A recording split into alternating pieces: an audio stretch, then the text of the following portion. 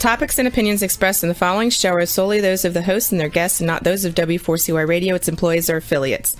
We make no recommendations or endorsements for radio show programs, services, or products mentioned on air or on our web. No liability, explicit or implied, shall be extended to W4CY Radio or its employees or affiliates. Any questions or comments should be directed to those show hosts. Thank you for choosing W4CY Radio.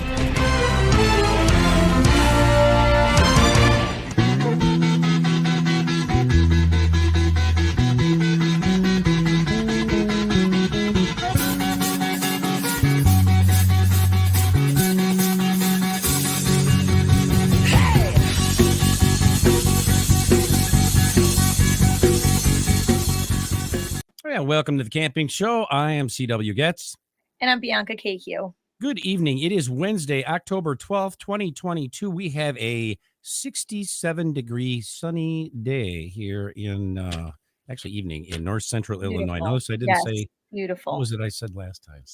North something. Yeah. But anyway. North central. We had a rain. We had some rain this morning. Did you have rain? Yes. Yeah.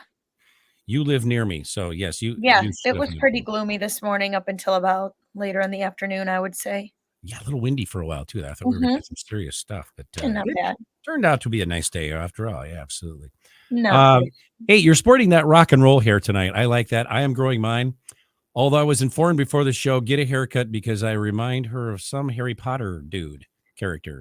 Ron Weasley from Harry Potter. I don't even know who that. I'm not even sure. Oh man, don't look him up. Oh God, I'll hate you. I'll hate you if I do, won't I?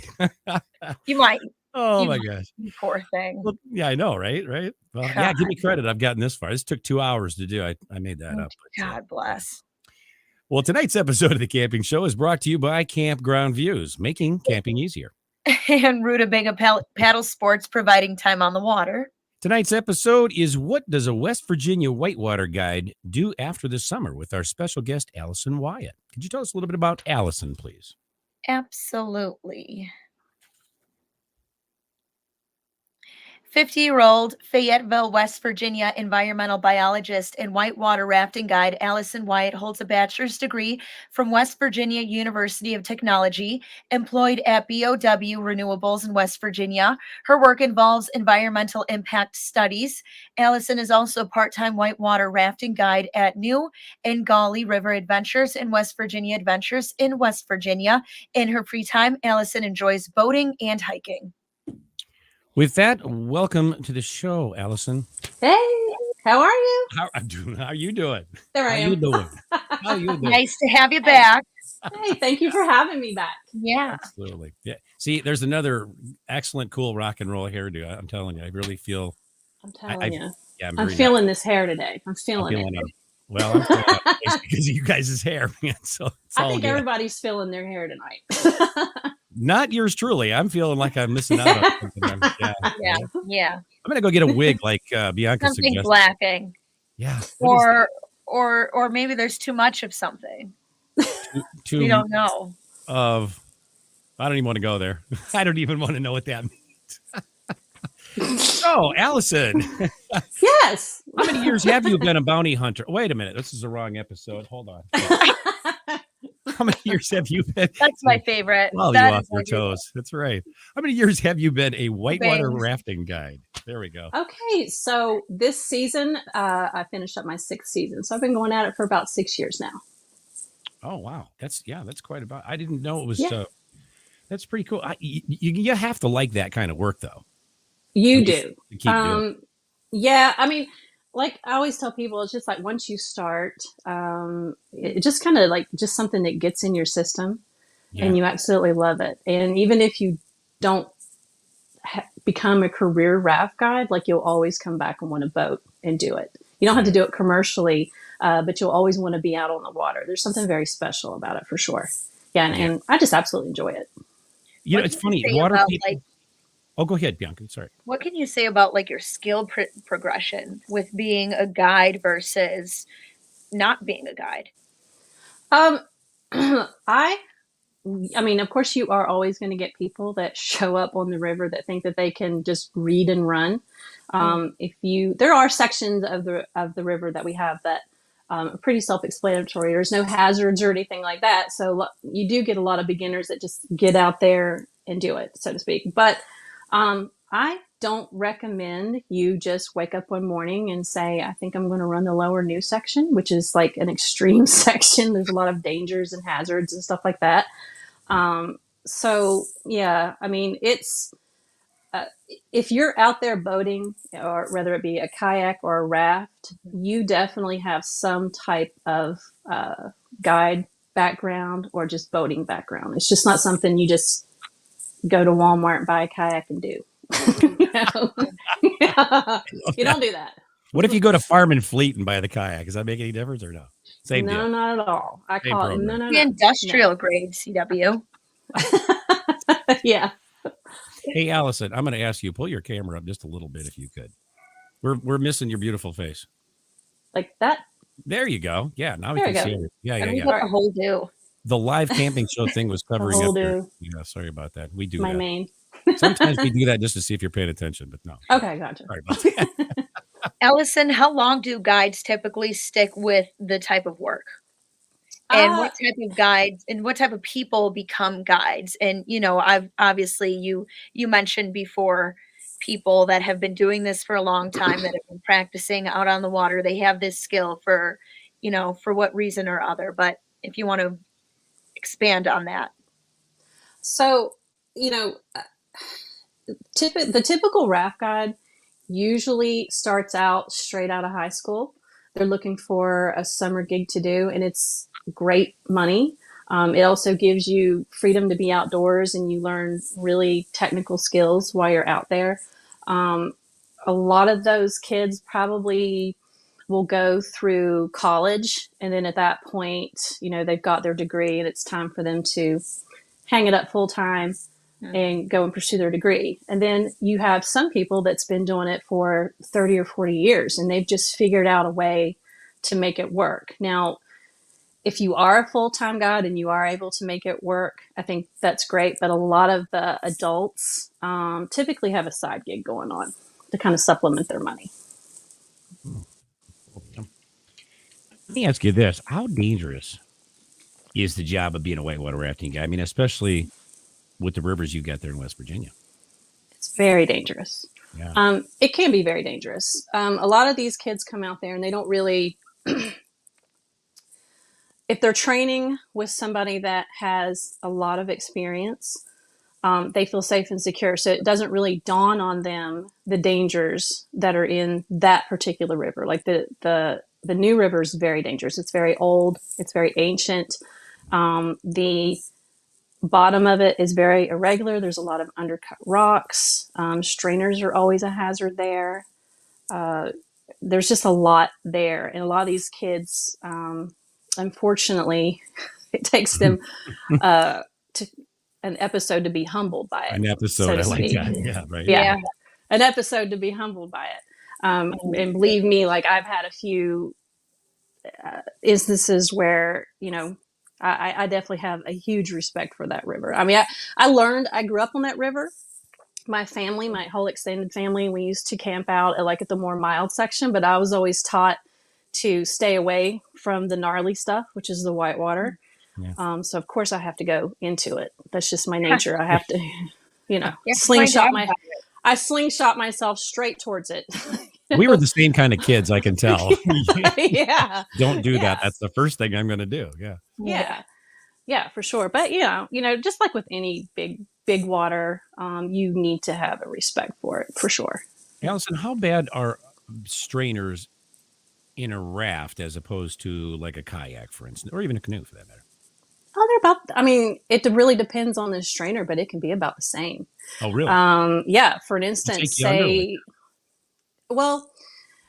there's one section on the New River that has like where you have your put in, you have to slingshot way out to avoid a bunch of trees that are typically underwater during flood season. Right. If you get your raft in that and the river is flowing quite a bit, you're going to have to wait until that river goes down in order to get your boat out of that. Oh, wow. Yeah. Plus, if you fall out, then you're a goner anyway, because that's not. Yeah. You don't ever want to put people towards that. Like, you know, somebody that's an experienced raft guide will see a strainer and we know to go away from it, what I tell people on my safety talk, especially, it makes sense to them to go to the object that's not moving in the river, whether it be a tree or a rock, because they think it's going to stop them. Oh, yeah. But in the grand scheme of things, that's the worst place for them to be, because even though they go to it and they stop, the water's going to continually go over them. So, yeah, there's always that. And there's a lot of power in that water. Oh, yeah. Extreme power, more so than you think. And I always tell people, we're in the raft during a speech, showing them how to like paddle and what to expect, and telling them how to lean in or get down or something during hazard. A lot of these people don't realize the dangers. They almost, like, I always tell people that they think it's Disneyland, like it's a very controlled environment, but it's not controlled at all. It's as wild as it can be. And even though the raft is only going maybe 1-2 miles an hour tops, if I were to accidentally graze a rock and somebody's not paying attention, they could bump right out in the worst place ever. You ever get the guy who's sitting in the back and not paying attention? He's the first one in trouble when you get on the river. Yeah. I figured that. Yeah. Yeah. Or the ones that always want to turn around and talk right when you're getting ready to drop a rapid or ask a question. Not now. Now's not the time. I can see that too. Yeah. Yeah. As a guide, what are the most dangerous situations you've ever found yourself in? And then this is kind of like a 2-point question. Are there any times in the season where you guys have to close off the river for safety precautions? Does it get too high or too low?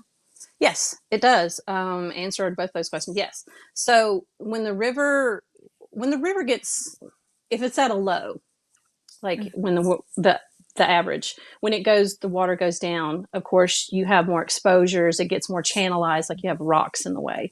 The potential for that is pinning your rock or pinning your boat on a rock, or somebody falling out and then swimming to that rock, and they could potentially get pinned onto that rock, and it's very, very difficult to get them off of that.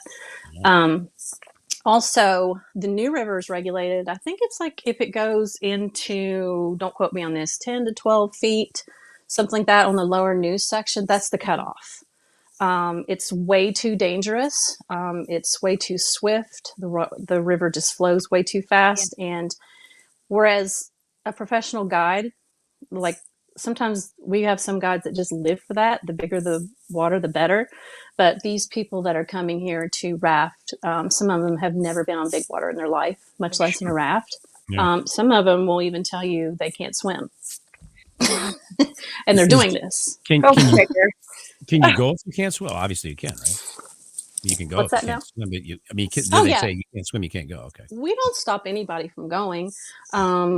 We just prefer that, like if you have an existing health condition, or if you have something going on, you just need to make sure you let us know so that we can keep, eyes on you to make sure you're okay. But we don't really stop anybody from going. Yeah. We do have an age limit for the lower new. Like you can't stick a 7 or 8 year old on that section. And it's not so much their age. It has to do with their maturity level, as well as their body weight is really low. So as soon as they get into the water, instead of hanging around to the side of the boat, they typically shoot straight forward. And time is of the essence to hurry up and get people back in the boat in certain rapids. Interesting. I never knew that. Yeah. Oh, yeah. That's very cool.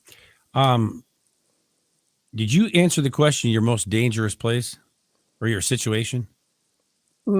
Personally, or like... Yeah. Like as a guide, the hairiest thing you've ever, that was the first part of Bianca's question. The first. Okay.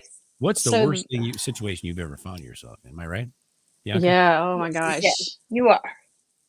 Yeah. So there's a couple, I've had a couple of instances where it was my first year of training, and there's one rapid called Seldom Seen, and it gets really big. The wave gets really big and gnarly in there. I think we were at right at 14 feet. The water level had surged, and it flipped our boat.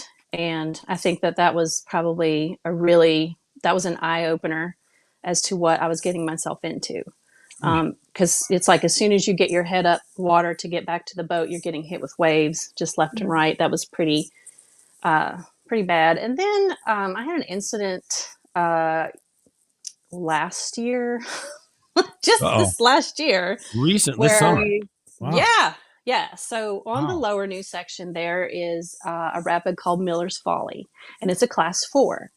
And I was R2ing with one of my best friends. She was a raft guide back in the 90s. Okay, what is R2? What does that mean? So that's when there's only 2 people in the raft. Oh. And so you're both paddling. So R2.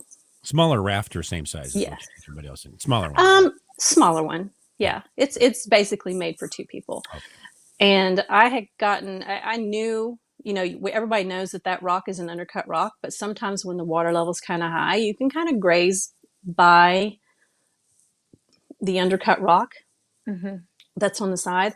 But this was at a really low water level, and I guess it just didn't dawn on me. And so we got a little too close to it. She pushed us a little too far into it. And I thought I would just push my paddle out to the side off the rock and have her paddle forward. And it didn't, and it grabbed the tube. Oh, wow. And it flipped us under, and I went under that undercut rock. And that was not fun at all. What happened? Well, I was lucky enough that there wasn't a strainer in there under it to stop me. I just I would say I was probably in there for about a good 10 seconds or so, but that was like the longest 10 seconds of my life.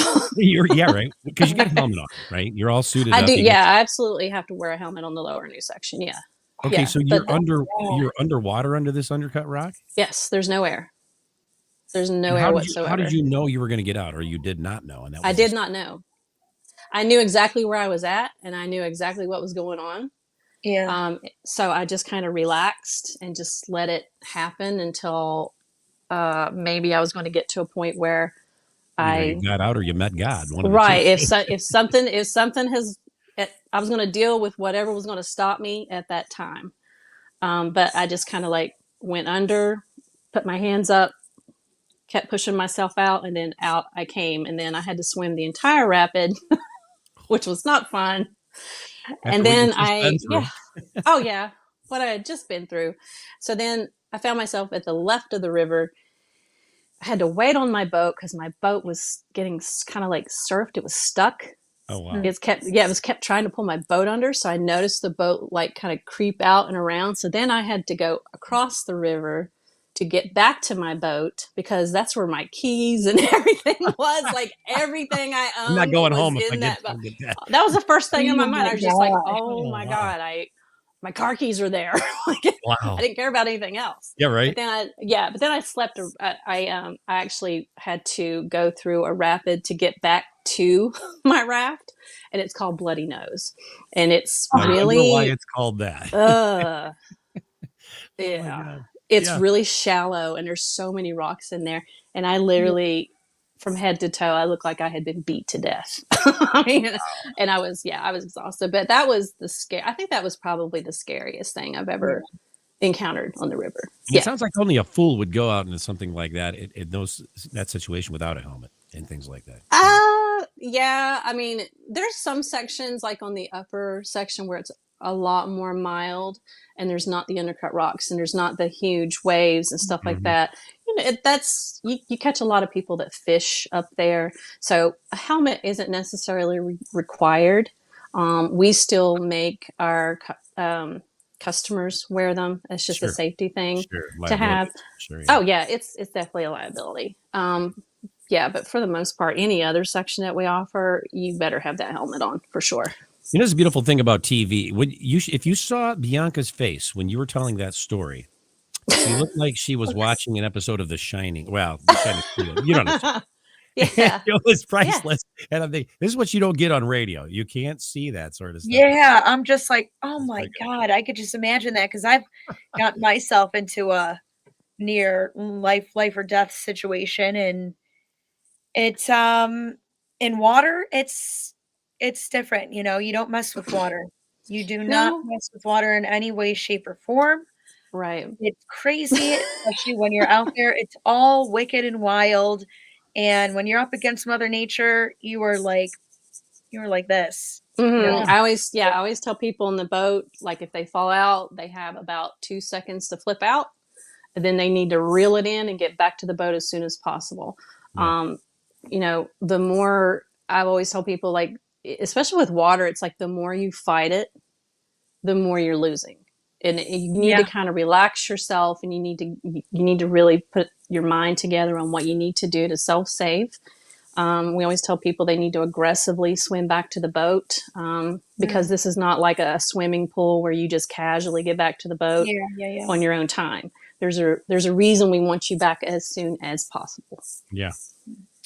Because we know what's coming next. Yeah, absolutely. That's something.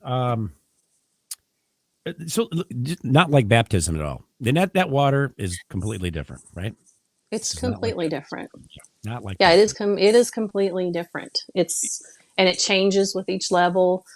Different features come out. New hazards come out. Some go away. Some come out. So you kind of really need to know what you're into, so to speak. And that's where the training comes into play. When these kids go out and train, it's usually on high water. It starts, usually a lot of them will come out in March and invite people, like a lot of the companies will invite people to start training. That's on high water. And by the time they're ready to check out, which is usually takes about a month. Mm-hmm. Some of them take about 2 months or so to get to where they can do a checkout run where they're deemed safe enough by the company. And by that time, you kind of really know all the levels and what to expect and what's going on. That's cool. Now that we know the whole situation of the guides, when does the whitewater season actually conclude in West Virginia?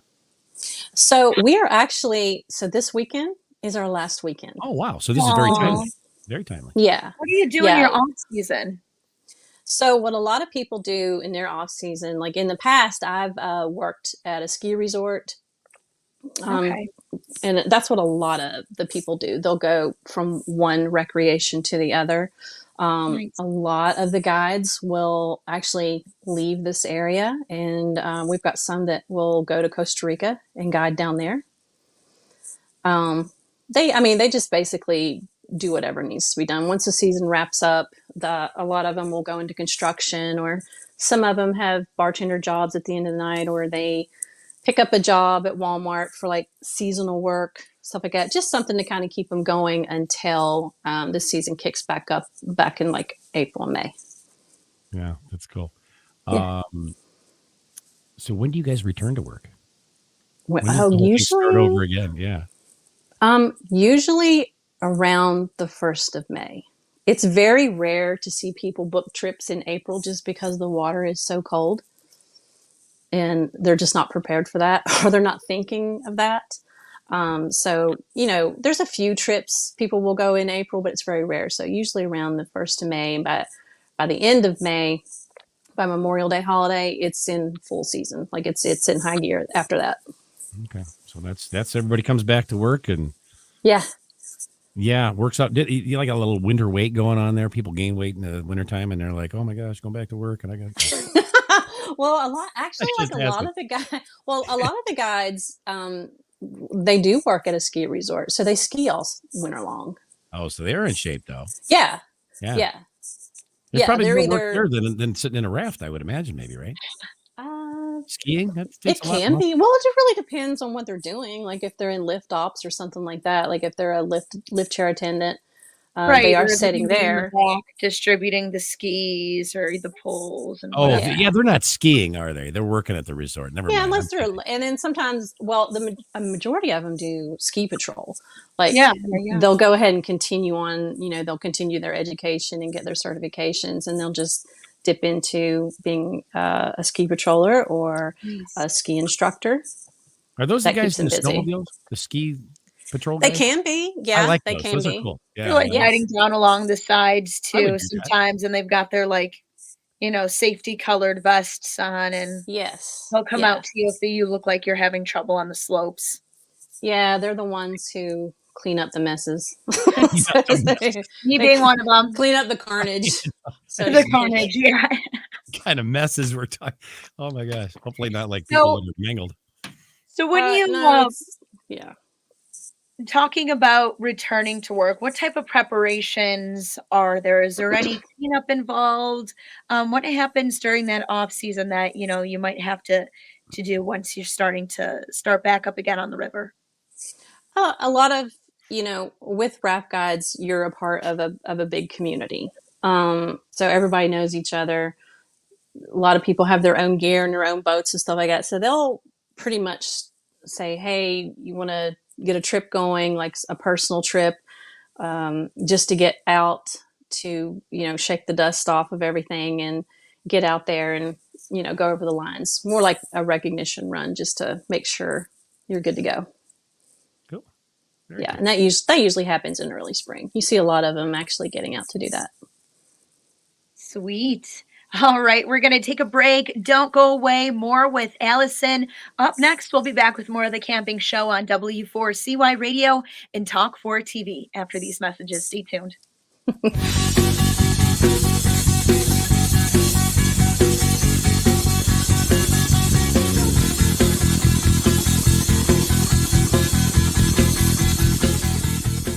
It is time to go camping. Introducing Campground View's virtual tours. You can tour the campground, see the sites, see if they are available, and click to book your perfect spot. Hit the open road and explore the amazing places found in nature. We make it easy to discover, find, and book your site so that you can go have the fun and freedom you seek. Campground View's virtual tours make it easy and simple for you to see where you are going. A few years ago, someone asked Rutabaga's owner, Darren Bush, "Hey, how long have you guys been selling boats?" Darren replied, "We don't sell boats. We sell time on the water." Of course, that comes in all types. We help people paddle more safely with Rutabaga outdoor programs. We rent canoes, kayaks, and stand-up paddleboards. We sell and install racks to get you from home to adventure. Rutabaga's got everything you need to get you out on the water, like paddles, life jackets, dry bags, and clothing. Rutabaga Paddle Sports, on the web at rutabaga.com. Mention you saw this ad on the camping show.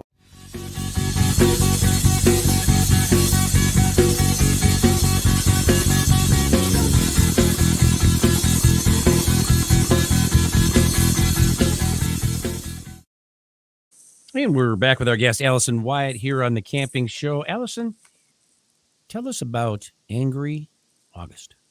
Okay. So, so angry August is a time of year where a raft guide has probably been working, throughout the summer since the beginning of it, May, June, July. Some of these raft guides that are full-time raft guides, it's nothing for them to be on the water 30 straight days. Oh, wow. Yeah. No days and that's off? No days off.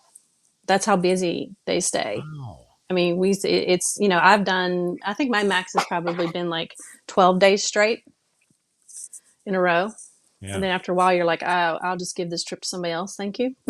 Right. But but what happens in Angry August is it's like extreme burnout.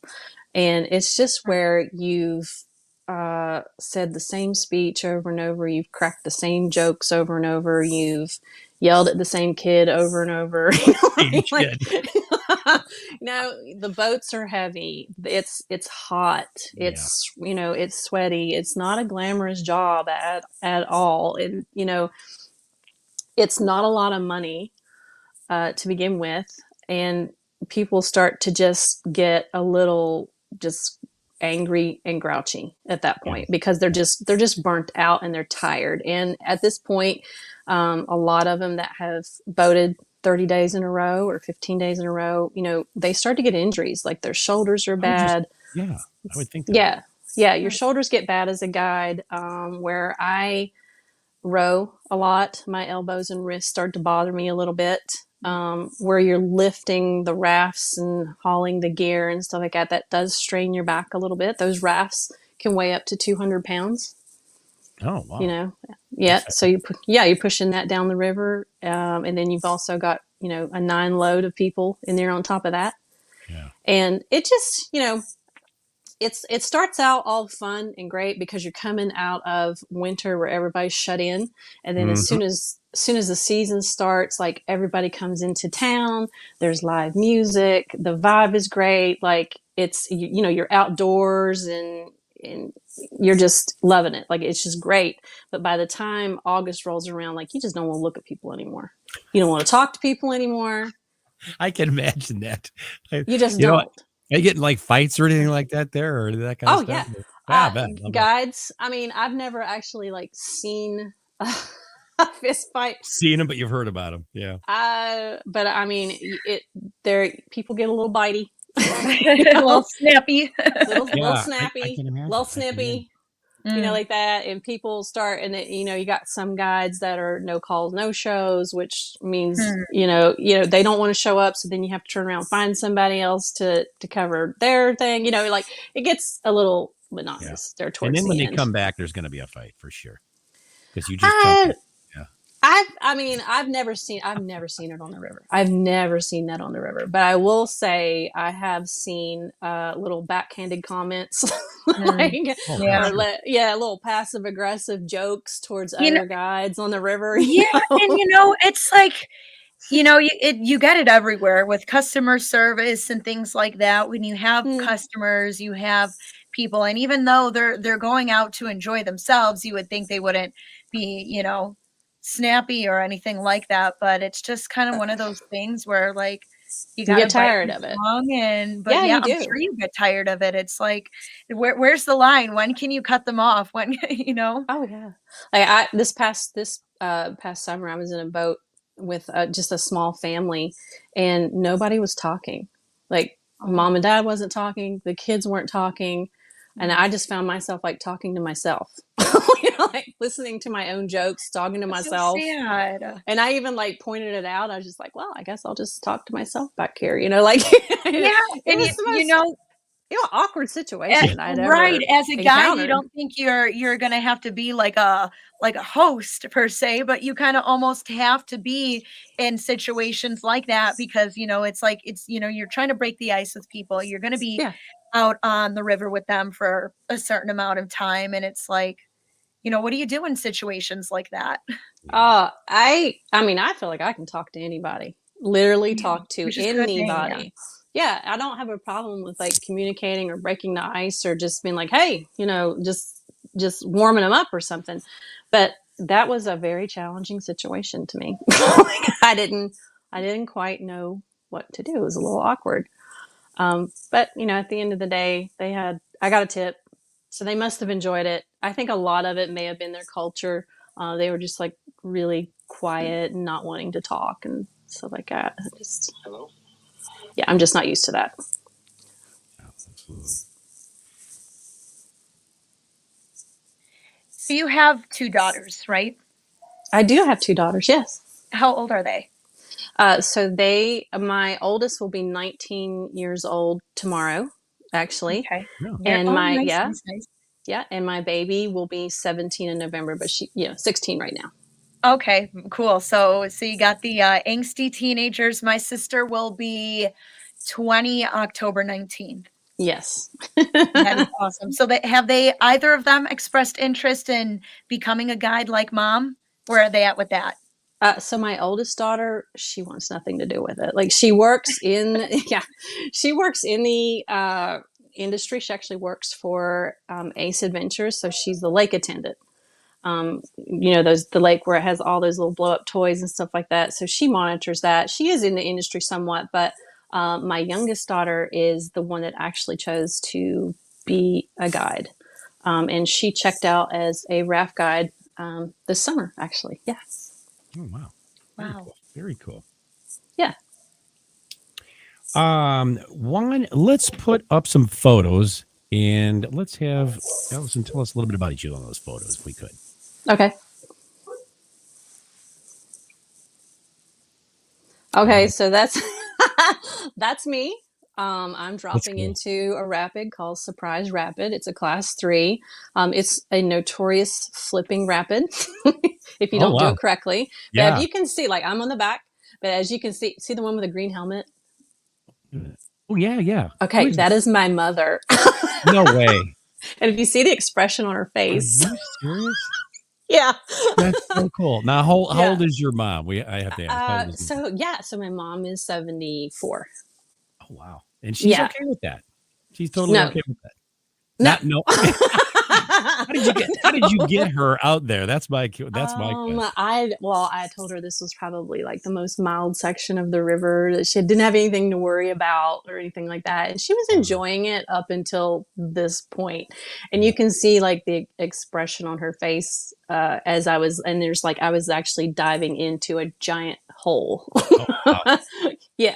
I got to say, you Yeah. look cool on that raft, man. That you Hey. absolutely look like the cool cucumber, man. That's just Thank so you. cool. Absolutely. Now, and because you told me that we kind of made a little plans that we're going to go by the riverside and celebrate. Celebrate West Virginia. Wasn't that what we were going to celebrate? Toast to West Virginia sometime next year. Yes. So yeah, I mean, so this is kind of like this is the sort of the riverside that we're going to see. Is this lot of boulders and things like that? Yes, That's kind of absolutely. typical. Yeah, the New River's like it's huge and it's very old, and you're going to see these gigantic rocks everywhere. That's extremely cool. I love that you got your mother out there. That's so Oh awesome. yeah. Is this one of your daughters? So this is my baby. This is Kristen. Oh, so cool. And this was a lower new trip that she did with me. I think she was probably about 10 years old right there. Okay. That's yeah. really So cool. she's always been out there with me Is she from a time good to time. Is she a good boater? Yeah, she actually is. That's cool. She's really good, I think. I'm sure you've taught her some things, a thing or two at least. I have. Yeah. Yeah. When she was a lot younger, she just looked at it like, leave me alone. I don't want to do this. This is lame. Stuff like that. Because, mom is stupid for a while. Yeah. When does that change? Yeah. I seem to, it's gotten better. I think my oldest daughter has a little bit more respect for me now, just because she's out and about in life and having to work for a living. So I mean, did you just get cooler, or did they just change their attitudes? I think they just changed their attitude finally. Okay. They didn't get cooler or anything. It's still all the same. Yeah, I found myself like it's funny because I'm wild and crazy, and both my daughters are very safe and reserved. Oh, that's funny. Yeah, I'm all about going to music shows and stuff like that. It's almost, it's like I'm not a mom to a certain extent. It's all good though. Keeps you young. It's all good. What is this? We got. Okay, so this is Kristen. This was her first year, and she's on the back of the boat. Wow. And this was actually her very first customer trip. Wow. With people in the boat. Yeah, in a raft. Very cool. Yeah, and you can see the big old smile on her face. Yeah, absolutely. Yeah.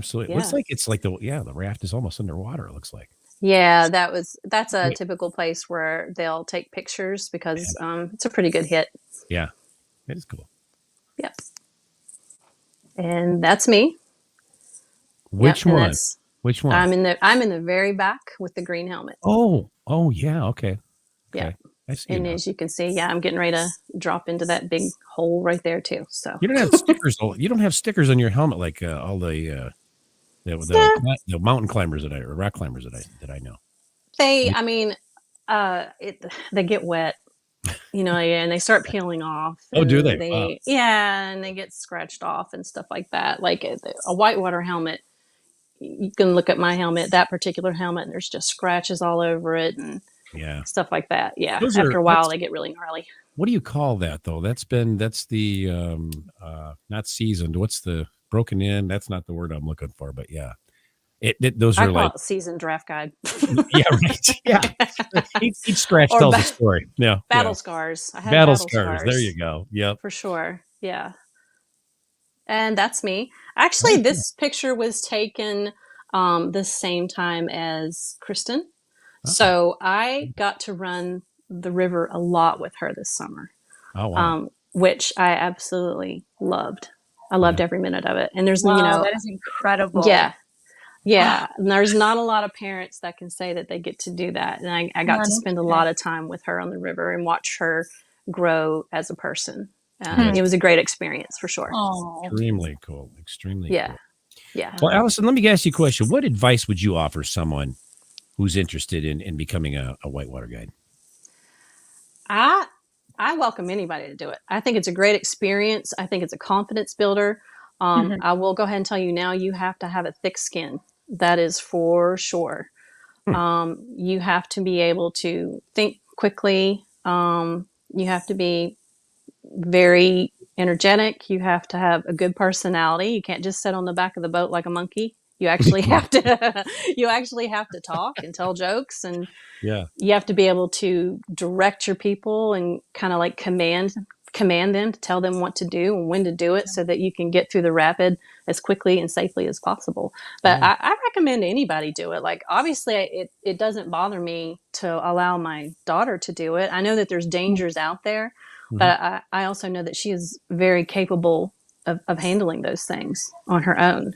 Yeah. And she's 16 now, so she can only do like the mild sections, and I think that's fine. But by the time she turns 18, if she's ready for it, she'll be ready to check out on the lower new section, or the lower golly, or the more extreme stuff. And she'll already have that under her belt. Like, she's kind of ahead of the game. Does personality have something to do with it? I would think it would. Oh yeah, it does. You have to have kind of like, you have to have like a cornball personality. Like, you have to have corny jokes, some outgoingness. Right. Outgoing personality. You can't be, I always say, you can't be sitting on the back of the boat being all sour and angry, making everybody feel awkward. Save that for August. Save that That's for angry August. August. Yeah. Oh boy. And I've seen it. I'll pass by them and I'm like, have you been it? Have you been one of those people? No, I have not. I It's never so have. funny. You pass by an angry guide, and the poor passengers are all just, and you just see them and you're like, have a good one. I've looked at them and be like, I'm sorry. Yeah, right. I feel sorry for you guys. Oh my God. Well, it's good that you're not like that. You can rise above that. I mean, that's good. I can't. I'm not. And that's another thing. Like, I worked in retail for many, many years, so I'm able to like suppress some anger. I mean, shoot, I don't let it in retail like that. That's the worst. With next to the food industry. Good training grounds, huh? Yeah, it is. Yeah. I mean, you of course you have to have an outgoing personality, but you have to be a commanding person as well. And running a trip on the upper new section, your voice is typically like, all right, now paddle forward, having a good time. Yay, woo, stuff like that. But when you get to the lower new section, the tone changes. You're a little bit more, you're not as nice because you're getting ready to go through some extreme stuff. Yeah. So you have to be able to get serious. Yeah, you have to be able to make that switch to being nice and funny to being serious and safe. I would think without offending them. They would get that, though. I mean, maybe not. I don't know. No, they don't. No. They don't. They don't. For the most part, I think they get it afterward, though. When they go through the reg, they figure it out. Yeah, they figure it out once the boat is like propped halfway, almost vertical in the wave, and they were paddling nothing but air until they hit the water. You know what I mean? Like, they usually get it after the first or second really good punch rapid. They kind of like simmer down a little bit and focus a little bit more. Absolutely. Oh, now I see why she was serious with us. Absolutely. Yeah. They're like, oh, I get it. I get it now. This is not in the brochure. Yeah. All right, we're going to take a little break. Don't go away. We'll be right back with more of the Camping Show with Allison on W4CY Radio Talk 4 TV. Stay tuned after these messages.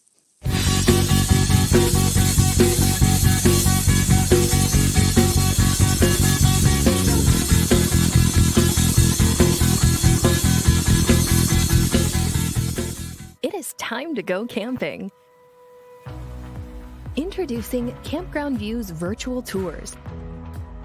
You can tour the campground, see the sights, see if they are available, and click to book your perfect spot. Hit the open road and explore the amazing places found in nature. We make it easy to discover, find, and book your site so that you can go have the fun and freedom you seek. Campground View's virtual tours make it easy and simple for you to see where you are going. A few years ago, someone asked Rutabaga's owner, Darren Bush, "Hey, how long have you guys been selling boats?" Darren replied, "We don't sell boats. We sell time on the water." Of course, that comes in all types. We help people paddle more safely with Rutabaga outdoor programs. We rent canoes, kayaks, and stand-up paddleboards. We sell and install racks to get you from home to adventure. Rutabaga's got everything you need to get you out on the water, like paddles, life jackets, dry bags, and clothing. Rutabaga Paddle Sports, on the web at rutabaga.com. Mention you saw this ad on The Camping Show.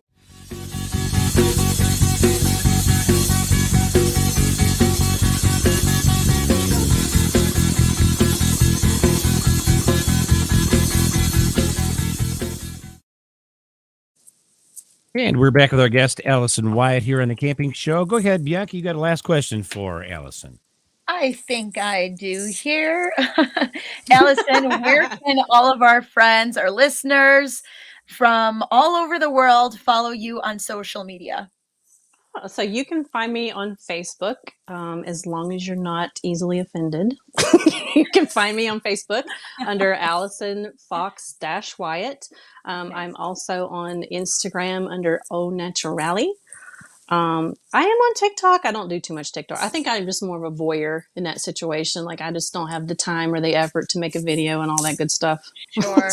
I know, right? Hey, when I come out there next summer, we'll make a video so that you can post something like that. You can post. I'll leave that all up to you. That's all you.